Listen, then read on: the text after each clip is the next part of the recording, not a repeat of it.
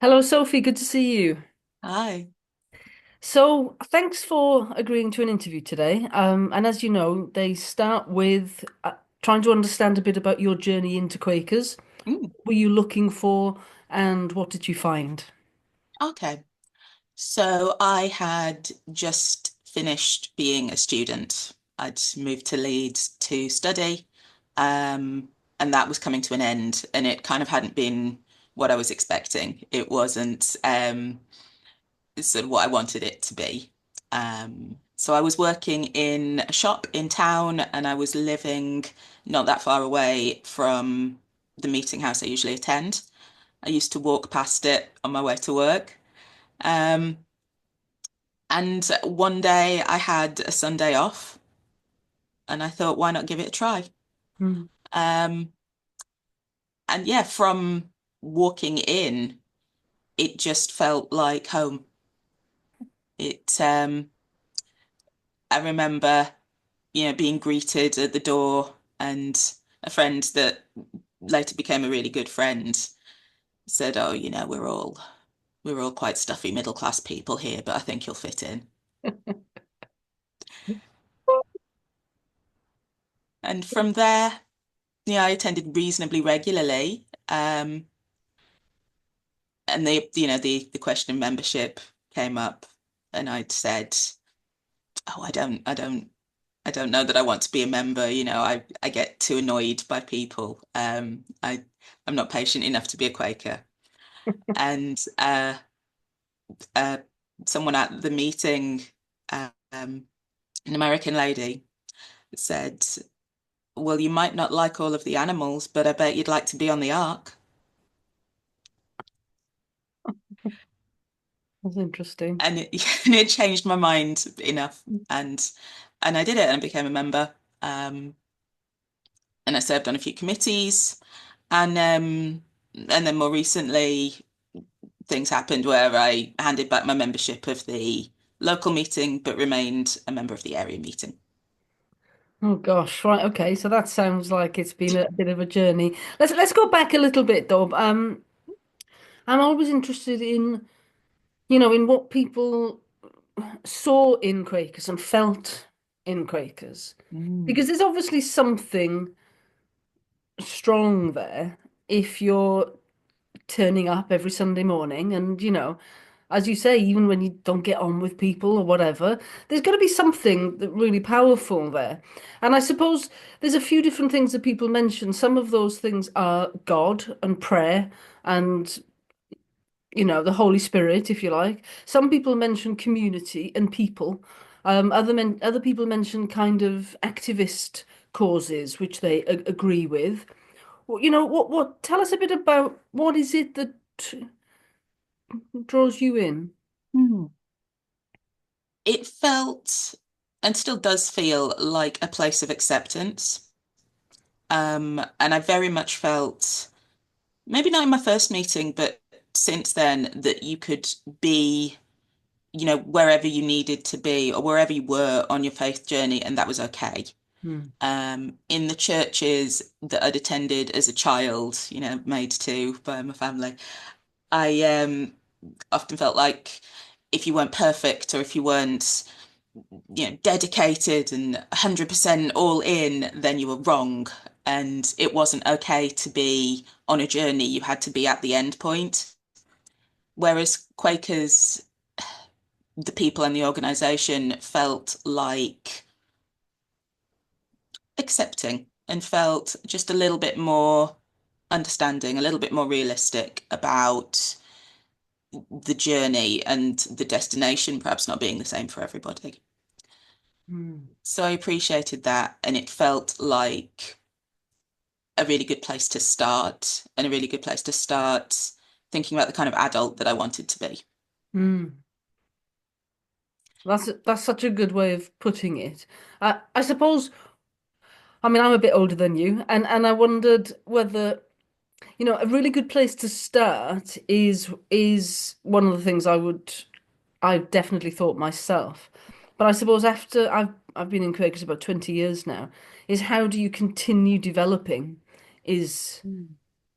is one of the things that that I'm interested in. Would you say that if we still think about how it was a good place to start for you, was it something like how spiritual was it? Did it feel similar to the churches that you grew up in the sense of prayer, contemplation, God, Jesus, the Bible? What was it about those things that you valued then in the spiritual sense? Mm. I really valued the individual ministry and the individual takes on ministry.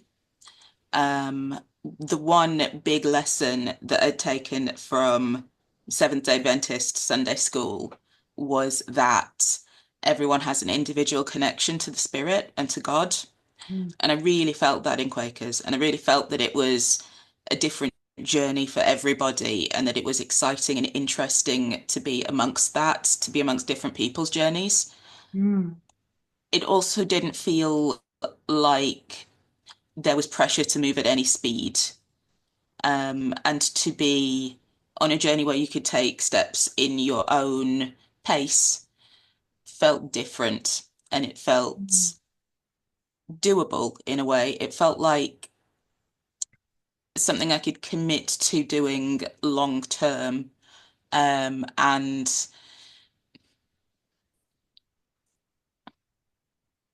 like my pace would be okay. Mm. And that as long as I was moving in broadly the right direction, if it took a long time, it wasn't a problem. And that feeling hasn't gone away. That's always sort of been the draw to Quakers for me, I think, that I can go away for months and years and come back and it won't be a problem. And I won't be any further back in my journey. I won't have progressed, but I won't have taken steps back, sort of thing. Yeah. So you started out in the churches that your family went to were Seventh Day Adventist, about which I know nothing. Um, is there anything theologically that you feel you've lost that you valued that isn't in Quakers, or is it something that just wasn't for you and you've completely moved away from it? Hmm. The big thing I remember most about, those that church I went to as a child was this really demanding, really all-powerful sense of community, and not necessarily. It felt like it was a thing that people had to do rather than a thing people chose to do because they wanted to.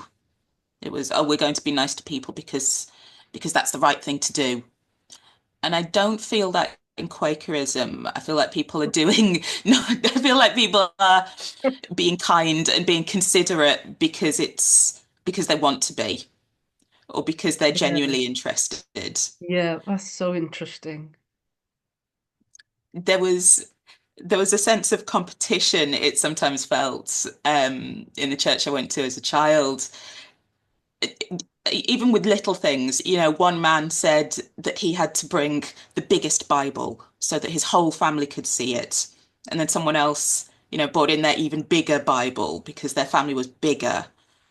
So people were coming in with, enormous A3 sort of sized Bibles with enormous, huge pages that loads of people could see. And it felt very, you know, competitive and a bit demonstrative. And Mm. I never got that in Quakerism.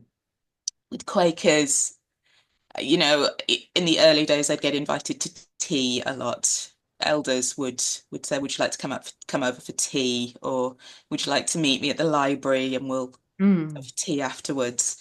And it felt like people were genuinely seeking connection and people were genuinely interested.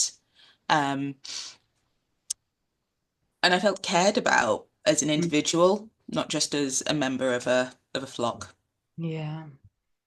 It's so interesting description, because I mean I'm talking to people about their early experiences, and I think, I grew up in kind of Welsh chapel environments, and I think these situations form us for better Mm. and for worse, and even if we move on, they're still part of us.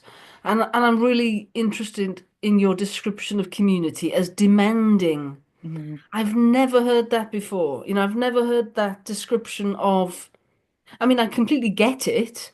I think it's really interesting how community does make demands on us, but what you're talking there about is a competitiveness and a performance about it. Yeah, And I didn't interrupt, but I also wanted to, kind of be cheeky and say, oh, well, you said, oh, Quakers aren't being nice because they have to be. But well, maybe they're not being nice at all sometimes. Maybe one of the things is that it means that communities don't have this sense of obligation to each other, but it's all optional. It's all something that we choose to do, which is so interesting. yeah. So are you Christian? Wow. I don't know. I don't know. Yes, I think so.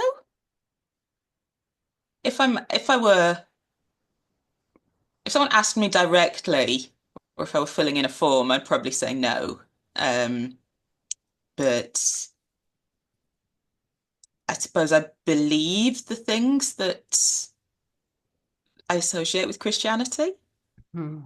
I don't read the Bible or talk that much about God or Jesus, but I believe that those are good morals to live by. Hmm. I think Christianity and being a Christian sometimes infers a sort of right-wingedness that I don't like. Um, I don't see that many, you know, radical left Christians. I'm sure there are, but it's not something that I see, sort of. So I would perhaps struggle to describe myself as a Christian, but maybe I do follow those beliefs. Yeah, that's so interesting because um I've become increasingly of the view that Christianity underpins everything we do, certainly in Quakers, but in Western society generally and in British society. And as for exactly the reasons that you've just said, that this is so much part of how we've been brought up and what we value, that we value looking after our neighbour and we value, community and you know, supporting the poor and the needy. And we value all of that so deeply that we can't think of anything else. And I suppose one of the things that worries me is that Quakers have moved away from Christianity too quickly. Yeah. And I suppose one of the things I'd put to you based on what you've just said there is you're saying that you feel that Christianity is a bit right wing, even if it's not, but you're saying, well, it's that kind of image. Surely, if all the left wing types leave it to the right wingers, then it's going to be more that case. So, in a way, that's not a complete reason to walk away from it because that's just the more of, let's just say, people like you who are Christian, it would change Christianity, wouldn't it? Perhaps. Hmm. And change is interesting because although I do think people can affect change, change has to. I've often said that change, if you're trying to change something, a mind can only be changed one at a time. And though, I might be living my beliefs as much as I can, the amount that I could do effectively wouldn't be spiritually beneficial necessarily. And is that the most worthwhile use of the time that is set aside for my spiritual development? So say a bit more about that. I don't think I quite what do you mean by spiritually beneficial? Because if I'm working to change minds, that is for other people. It's not for my personal development. It's not benefiting me. No. And though that might be best in the long run for everybody, in the 1 hour a week I set aside for me to develop spiritually, if I'm using that time for other people, I'm not developing my Okay. I see. I you know what understand. I mean? So, yeah. So Feel what you're selfish now I've saying said is, it like that. yeah, no, it's really interesting because you know you're thinking through what it is you're doing and how you're approaching Quaker meeting on Sunday mornings. And well, I mean, you know, you're still young. I mean, you're still wanting to develop spiritually, aren't you? I mean, it's a very natural thing to want to do. And I suppose you might even describe that as a hunger for that, you know, which Mm. is how I would put it, a spiritual hunger. I think that is what Quaker meetings should be doing, is feeding those who come with a spiritual hunger. And I think it's absolutely right to be you know, concerned with your own development before you can then help others, you know. So Yeah. I think that's perfectly appropriate. So, in terms of Christianity, then, you see, one of the things that worries me is that if we say we've somehow moved on, right? And I don't know if you'd agree with that phrase, but I get the feeling sometimes that I think Quakers think, oh, we've moved on past that. But Christianity is a 2,000-year-old tradition of wisdom, which we all agree with the fundamentals of. Mm. And I don't know if you've come across Tom Holland, who is a historian. One of his big points is that, you know, is that we're so embedded in Christianity that even those people who are atheists or who are very Yeah. secular or humanist, they are criticizing Christianity from a Christian perspective. Yeah. Yeah. And I just think that's fascinating. And I think it's really had a big impact on me, that idea. And I think, yeah, if you think about the critique that you hear among Quakers about Christianity, they're effectively saying, well, you're not Christian enough for me.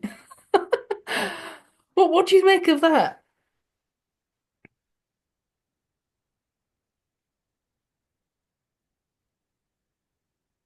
I mean, yeah, I do. I agree. Yeah, I think I just agree. There is, I suppose, amongst Quakers, this sort of need to be different and to be doing things differently and to be, something unique and better. Do you think? And so to say, oh, we've moved on is like, oh, we're past that. We're in a higher spiritual place. We found a better thing and it's our way.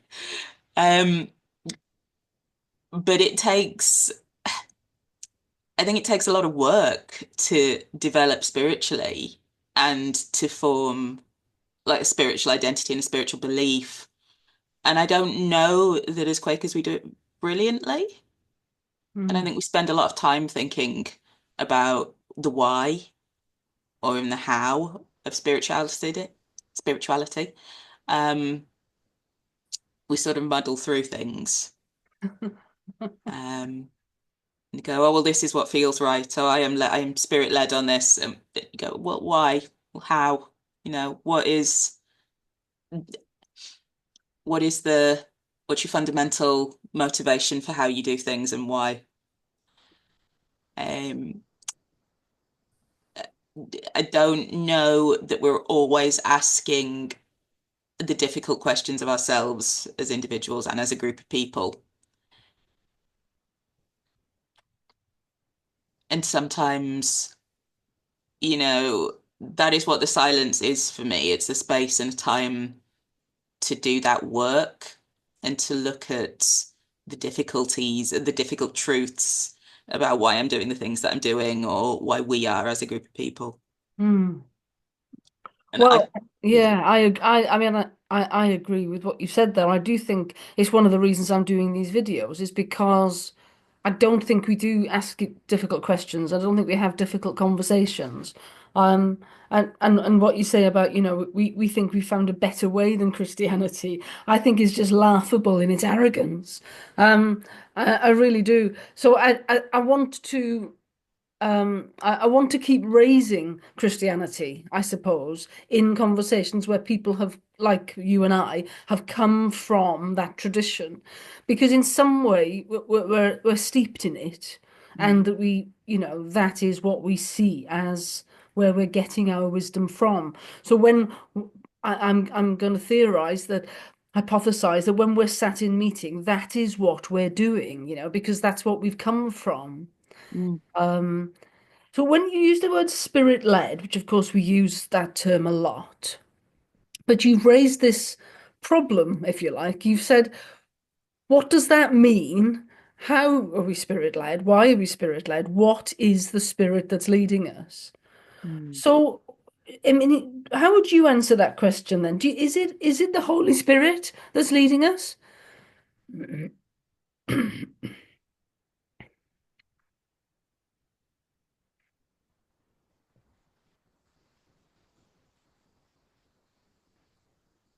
Broadly speaking, yes. Um, I think people are really keen not to label things with Christian terminology because it is so weighted and so loaded, and it's got, you know, there's this really negative history for a lot of people tied to Christianity, and I get that, and I think it's fine, me included.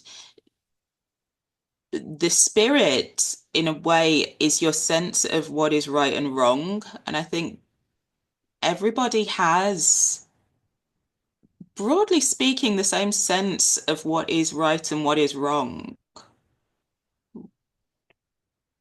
Do you mean every human being? Is Yeah, that what you mean? yeah. So how come horrendous things happen then? I mean, clearly it's not everybody, is it? Because throughout time and in other um, time periods and in other cultures and right now people are enslaving people and torturing animals and all sorts of horrendous things. So you see that's what I would think. I must admit I used to think that. And I suppose when I sat there and challenged myself, I thought, well, this right and wrong that I talk about, that as you say, I think I've got quite a good sense of what's right and wrong. I think that's come from Christian teaching. Like, where else would it come from? Yeah. And if I can continue with that, I would say that, one of the things that I read about early Quakers was that the Holy Spirit is what early Quakers really focused on, and focused on that direct experience of God's presence in our lives. And that experience is so mind-blowingly, heart-openingly kind of wow Mm. that you can't look at the world again in the same way. And so that let's just say you read the Bible and then you go through that experience of the Holy Spirit filling you, you read the same Bible passage and you see different things in it because your viewpoint has fundamentally changed. Now, and I think what early Quakers were saying was it's the Holy Spirit that's we think is the primary thing that's teaching us compared to a sense of Jesus himself and compared to the scriptures per se, um, which of course other churches do, and perhaps Seventh Day Adventists are very Bible focused, are they? Yes. So that's what was from what I mean, I'm no theologian, but what I understand is that early Quakers were really focused on this idea of the Holy Spirit infuses us with this way of seeing the world. So when we talk about spirit-led, that's where I think that comes from. But I Mm. think what I worry about nowadays is we talk about that and we use those terms, and exactly how you've just said, why? How? Does anybody actually say about how the Spirit has led them? Does anybody talk about what that means and how it's changed them? We're quite private about it, aren't we? Yeah. And it's this thing about community again. I think it does take a degree of trust, and it's you need to trust your community in order to be honest. And Mm. sometimes we don't put that much work into that. You know, the meeting I attend as a committee for every single thing, but do we spend time talking about, the difficult things that have come up spiritually? No. Do we talk about the challenges that we face in day-to-day life? Never. You know, Mm. all the ministry that I hear is I saw something and it reminded me of Jesus, or oh, I had this really positive experience. In the past, I've heard, you know, amazing ministry of people's struggles and issues that have not necessarily been big things, but have been big spiritual challenges. And they've really stuck with me. But we're becoming a bit formulaic. Maybe that's just my meeting. So, so give me an example then of the kind of spiritual challenge that you think we should be talking more about. Sometimes it is the things that happen, when you don't expect them, when you have to make a decision suddenly in the week, usually. I'm at work and I've, got a difficult situation in front of me. Do I stop and go, oh, hang on, why am I saying this? What am I doing? What's motivating me here? And am I taking that back to being a Quaker, or am I not thinking? Am I acting, spiritually, or am I acting, out of tiredness or frustration or something? And I don't always make the right decisions. Mhm. And I would love to be able to share, with my community and talk about the times when I've made mistakes and what I would do differently. Um, and I don't, but I don't hear other people doing that either. Mm. Yeah, I remember in my 30s, which is when I came to Quakers first, I remember having all these kinds of work-related, I don't know, issues or challenges or whatever. And it's perhaps the same as what you're getting at, because I mean, it's such a long time ago now, I can't even remember what those were. But I remember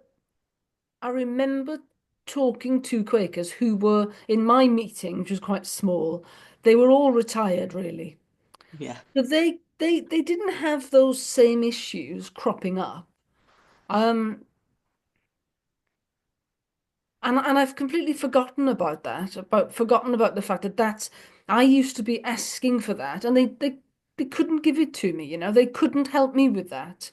Yeah. Um, the people who were kind of organizing activities for the week were perhaps in their 70s. And obviously that's not going to be something that they can help with. Um, whereas perhaps now I'm in my 50s, maybe it is something that we need to be thinking about. Well, how do we help people who are, in the midst of their careers and in those stages of, moving through perhaps professional circles and, I don't know, thinking about going for a promotion or not, or what kind of field to go into, or working in this direction or that direction. And as you say, just the ethical challenges of day to day. What would you like to see then? I mean, if I challenged people to think about, you know, early early career Quakers, if you want to call it that, people who were thinking about their working lives and the judgments they need to make. What could we do to help?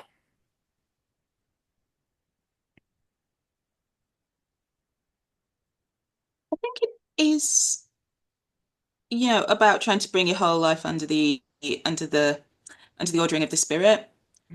It's very easy to be a Quaker for 1 hour a week on a Sunday, but at 4:30 on a Thursday with a billion deadlines and people banging down my office door, Mm. that kind of spiritual patience wears thin. And how do you, I can't remember what the phrase is. How do you bring your whole life under the ordering Of the of the Spirit of Spirit? Christ. Yeah. Yeah, yeah, how do you? I Mm. don't know. I would I would love to be the person that I am on Sunday, as in the week and when I'm at work. I would love to be that calm and reflective and patient and understanding. And I don't know that I am, well, I know that I'm not. And Mm, I would love to know how other people do that mm, because I'm sure there are people who, have found a way to manage that. yeah. It's a very good starting point, Sophie. If I might be so bold as to say that, to say I'm not making the best decisions and I don't know how to do these things is an absolutely great starting point because, again, to put it in Christian speak is like we're all sinners, and if we accept that we're all making a mess of this, we're doing the best we can.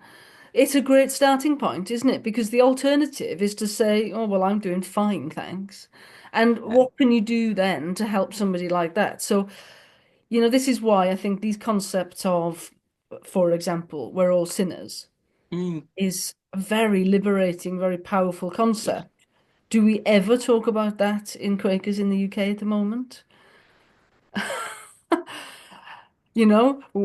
What's the reflection of or response, sorry, of any Quakers if talking about sin? I mean, it's something that's really not talked about at all. Um, but I think this is what we've lost, you see.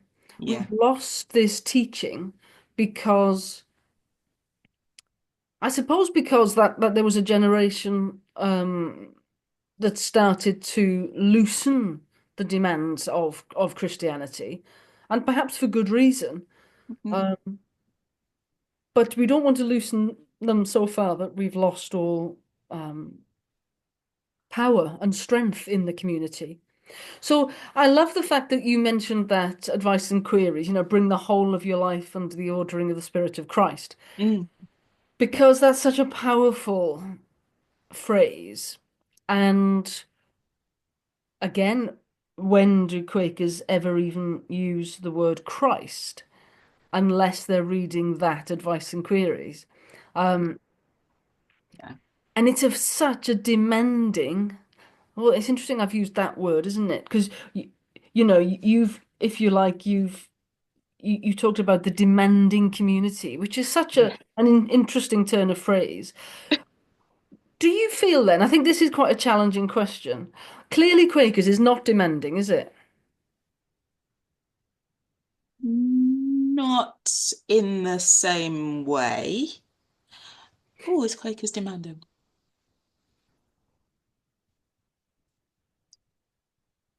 We, Quakers, put our energy into different things. We make demands that are not spiritually fulfilling, Like, like having meeting houses and the running of them and the organizing of all of that. We don't spend time sort of upholding each other and holding each other in the light, but in a developmental way. hmm, People will say, "Oh, we're holding you in the light," but they mean they're thinking of you when something bad is happening, not I'm holding you in the light through the difficulties you face in the week or through the personal challenges or through the development of your spiritual journey. Um, the demands, we're quite practical in a way, but in sort of the not a not a way that leads to spiritual growth, I think. I think. hmm. It's difficult, this, isn't it? Because, Yeah. you know, let's be honest, right? You and me, we're quite rebellious, perhaps, and that's not unusual amongst Quakers. So I hear us both talking here about, we want advice from our community and guidance from our community. Um, and would we take the advice? You know, I think, because we've got to be honest with ourselves as well as to the one of the reasons why we're drawn to Quakers is we don't want to be, you know. overly oppressed and, have demands put upon us, which we just, is, I don't know, soul destroying in some ways. So we want it to be a life enhancing and a soul enhancing experience. Mm. So, so let me ask you then, do you think, even though what you're asking for is for the community of your meeting to give you more structure and advice and guidance and upholding around the ordering of your life under the Spirit of Christ, do you honestly believe you're in a position to accept that? How would it need to be offered for you to be able to accept it? Ooh, that's a good question. Maybe now I am able to accept uh, that kind of the kind of guidance and structure that I think I'm accidentally asking for. Um, when I when I first started, I absolutely wasn't, um, and I didn't know that I was looking for it. Hmm. How how would it be? How would it be sort of shared and delivered? That is a good question. I don't know. Um, I think the small kind of the small community aspect of Quakers is where I've learnt the most. The tiny meetings I've been to in people's houses and the like the small focus groups and stuff, and even serving on committees have been the places where I've learnt and developed spiritually the most. So I would have to say that through that, feel like looking back at it now, of the time of being a Quaker, all of the spiritual development that I've done has been sort of one-on-one. It's been going to tea and going to small meetings and then sharing in conversation afterwards spiritual journeys and you're saying, "Oh, have you read this book? Oh, have you?" Yeah, it's been very indirect and sort of meandering, but maybe that's what I Mm. needed, and maybe that's the the point of the Quaker style of spiritual journey, that it's not direct. Yeah, I mean, I think those small groups, home groups, I mean, it's what a lot of churches use, isn't it? And it's because there's that small, safe, trusting space that you Mm, can, with a few other people, be honest and open and share the difficulties and share the mistakes you're making. So that is yeah, going to happen in a small group. And again, I think that happens in a fairly ad hoc way, not in any structured way. yeah, Mm.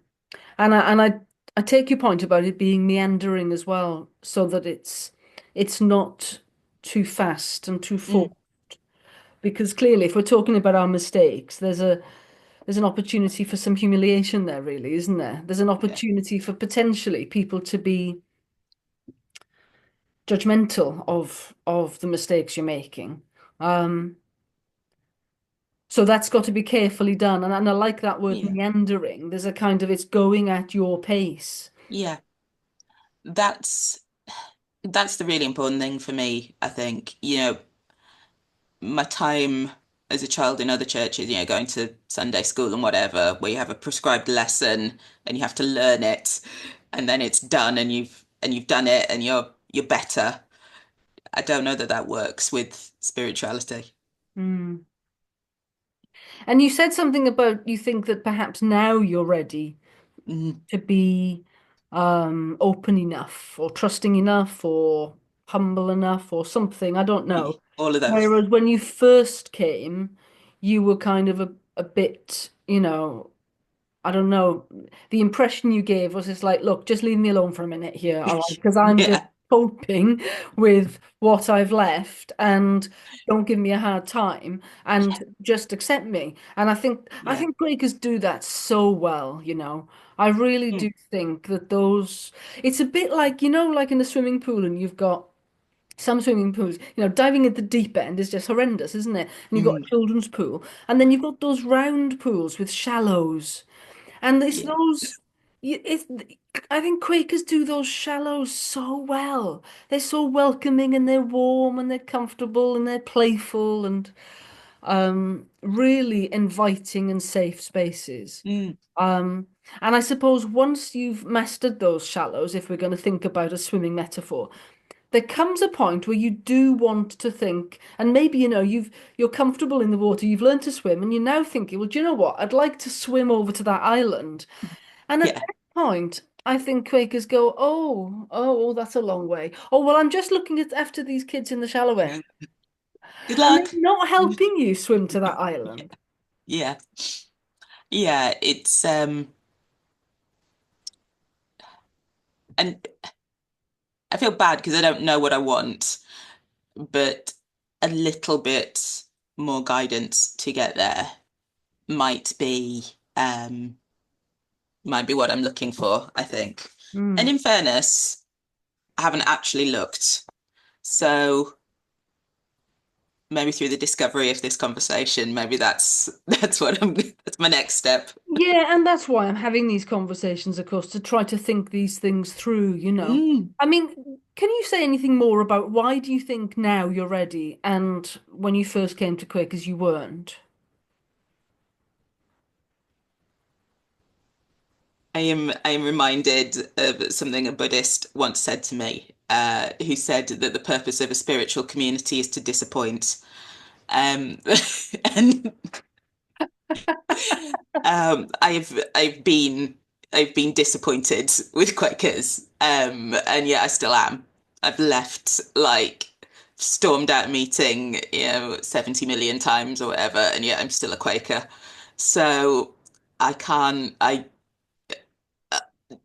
have to accept that I am this, and I am this community, and whatever that means, this is the path that I can't stray from. So all the eggs in the basket.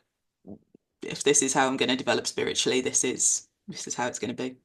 Interesting, interesting. So that almost you have to be disappointed. It almost, is giving me that impression of, rubbing the sharp edges off or something, Yeah, isn't it? Moving through those disappointments until you're not disappointed any longer. yeah. And I mean, I would agree with you. I think the reason I'm doing these interviews is it comes from a sense of disappointment. I mean, Mhm. it came from October 24, where we went to the future of Quakerism or the future of Quakers in Britain, something like that it was called. Such a Um, silly thing to, be concerned about. Sorry. yeah, and I think I was disappointed there that I think we don't really know where we're going and what we're doing. Um, and that's perhaps unfair, but I, No, it you sounds know, very, yeah, very accurate. yeah, yeah.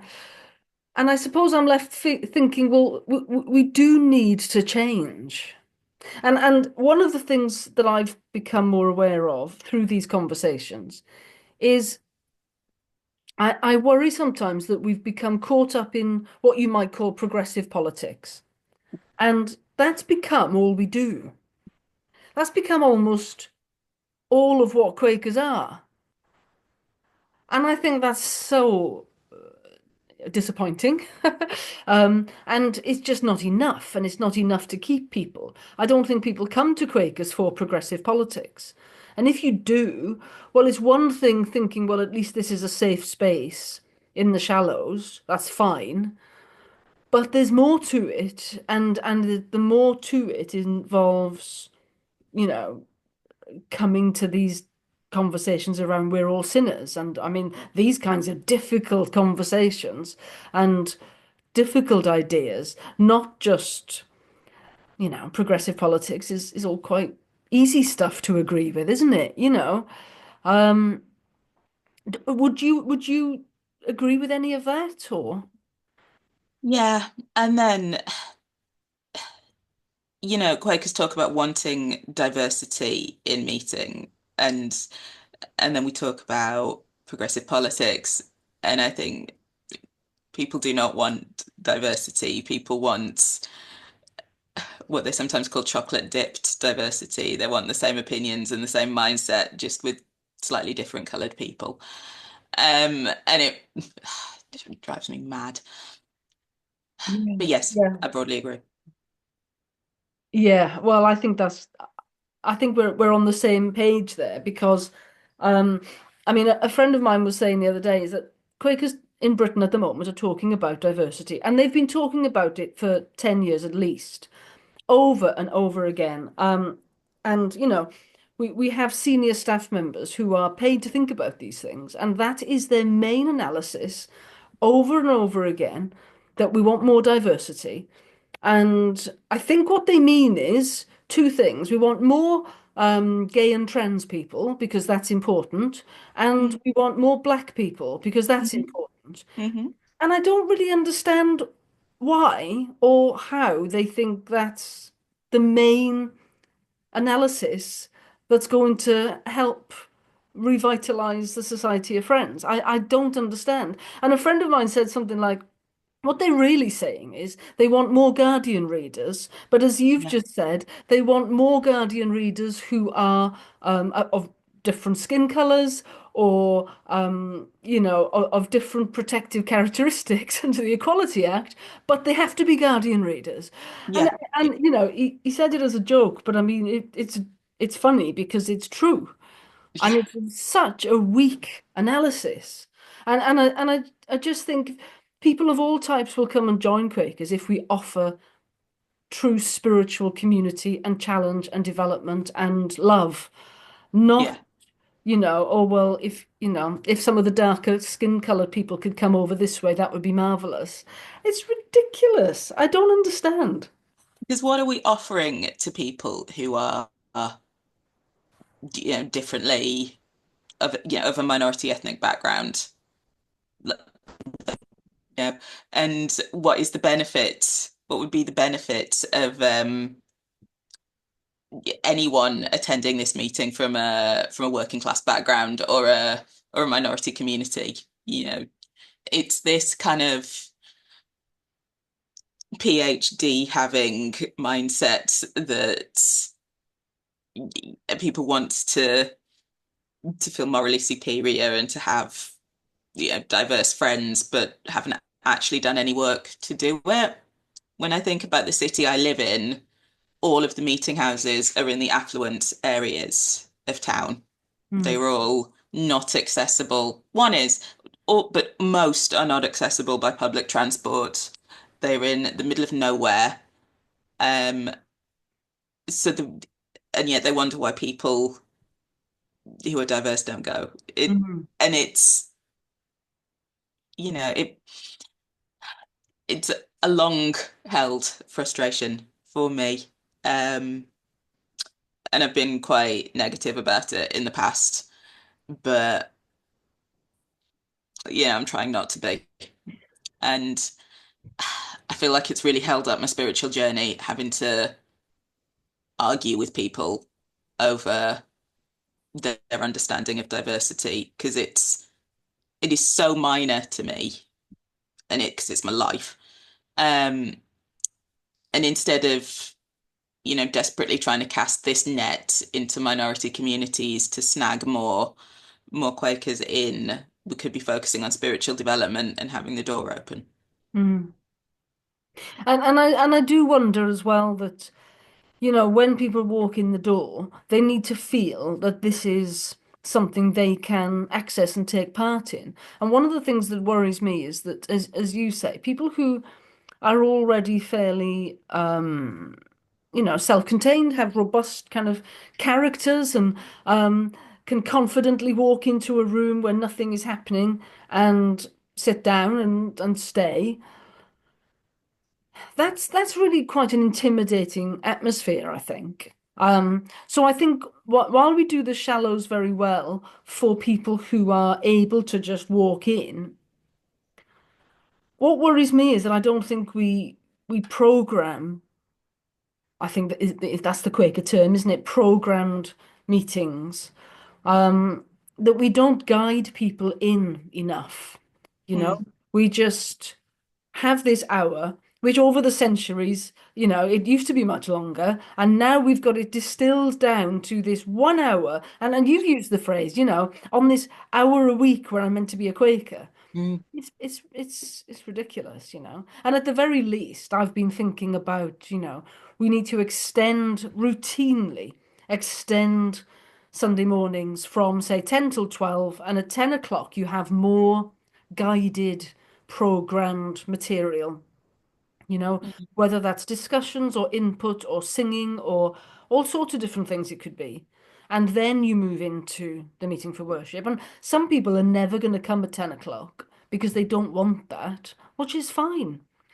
But many people might come for 10 o'clock and leave by 11 because they're not able to stay in that, for long to begin with in that meeting. So I just think at the very least we need to be extending the meeting for worship, which is not just about a silence, that is without any kind of structure. So this is like doing semi-spiritual stuff in a Quaker way. This is like singing, community talk, whatever else, in a Quakerish setting, and the having the culture of Quakerism sort of back to back with what a meeting is. Um, and I do see, I don't mind that idea because I see this move away from, people talk about having open language and getting rid of the coded messages in Quakerism. And when you get rid of everything that makes it Quakers, then what is it? You know, that we have a million committees for everything and that everything's got an acronym and that, you know, older people invite you for tea when you've just joined. Those are the things that make it Quakers. And I don't want to lose any of that. I don't want to just whitewash and homogenize all of the things, all of the peculiar things that we do, because that's what Quakers is. Mm. And, people talk about making everything more accessible. Well, it's pretty accessible already. And maybe the choice of language or the choice of words isn't the problem. Maybe it's the way that we do spiritual development Mm. and that it stops a bit abruptly sometimes. Yeah. Because this coded language you're talking about, I mean, I don't know if are you referring to the book of discipline or the Yeah, red book, whatever, Quaker all Faith of and Practice. those. They're Yeah. changing those words now. What are you referring to there when you say that there's this misguided attempt to make language easier? What do you mean? It's mostly the um, overseer and pastoral care team. It's all that kind of stuff. Yeah, Mm. people are devoting a lot of time to neutralizing language. And that's not a bad thing, but is it the best use of time? I Mm. don't know. Yeah, yeah, yeah. And the aim of that then making it more accessible for people, I don't know that it is. I don't think that's what's preventing people from coming in. I think it's that, you know, I don't want to walk into a room where everyone has a PhD. Mm. Yeah. So, what are your hopes for the future of Quakers then? Or perhaps what are your fears? What do you really believe is the future for us? I hope Quakers will continue to be small groups of people who worship together and form community. I don't know that that's going to happen. Um,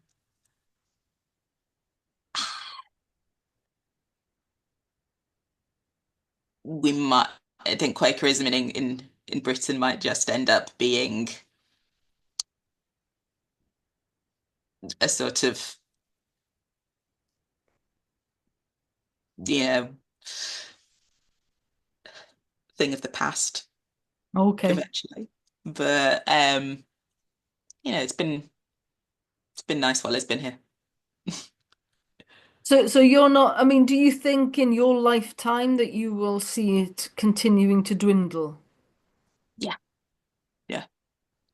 Or change into something that isn't, it'll merge into something else, or people will go to a different kind of church, or people will be, oh, I'm a Quaker part-time, and most of the time I go to my normal church, sort of things. Right, okay. So you might see more dual membership actually. Because would you say that we are a church? Ooh,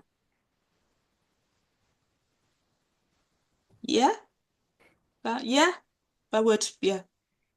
Yeah. Because I describe it as a spiritual practice, you know. I mean, we're a group that gets together and does a particular spiritual practice together. Oh, Um, yeah, but what does that mean? So it says, "Oh, I'm going to my spiritual practice on Sunday." No one knows what you're on about. yeah, yeah, But yeah, if I say, "Oh, I'm going to my Quaker Church," say, yeah, "Oh, okay, yeah, I've heard of them. They still exist." yeah. Well, if do you call it a Quaker church? Because I don't hear anybody in the UK talk about it as Quaker church. Really? No. You're the first person I've heard say that. What do you tell people in the week that you're doing on Sunday? I suppose I use a term like I'm going to Quakers or I'm going to Quaker meeting or something like that. And most people don't ask. At that point, they just don't ask. Yeah. But I think in a way, Quaker Church is perhaps a better phrase. It's more clear. Mm, But then, of course, people say, "Well, what do you believe?" And then everybody goes down this track of, "Well, we all believe different things." And then it's a long conversation, and we have yeah. to find ways, I think, to redress that. So, do you have any hopefulness for the future then? Because that sounds quite negative. Yeah, and I didn't mean it to. I think the future of Quakerism will be radical, whatever it ends up being. And it will probably be quite different to how it looks now. And I kind of hope that it is. I hope that the next generation of Quakers find ways to encompass the history of Quakerism and, all the things that I complain about, but to hold focus on what is needed in modern life. Because if it's radical, then you think we're going to become like the Amish or something, like hippie communities. No, no, I'm thinking more PhD kind of radical, like more like getting rid of meeting as is and I don't know, meeting in public or Yeah. something useful. But essentially, I mean, the hopeful thing that we have talked about is this idea of some kind of spiritual development structure, some Yeah. kind of organized way in which we can help people swim to that island, kind of, be reaching out and really challenging themselves now that they feel, steady enough and secure enough, if you like, to think, right, okay, I need pushing a bit more now. And I think that is tremendously hopeful because, that's believing, if you like, that we have the capacity to do that and we have the Mm. interest to do that and we have the trust in each other to do that. Yeah. Yeah, actually, yeah. Yeah. Well, that's great. Well, thank you so much for your time. It's been fascinating as always, and thanks for thinking these things through with me. Well, thank you for asking me to do it.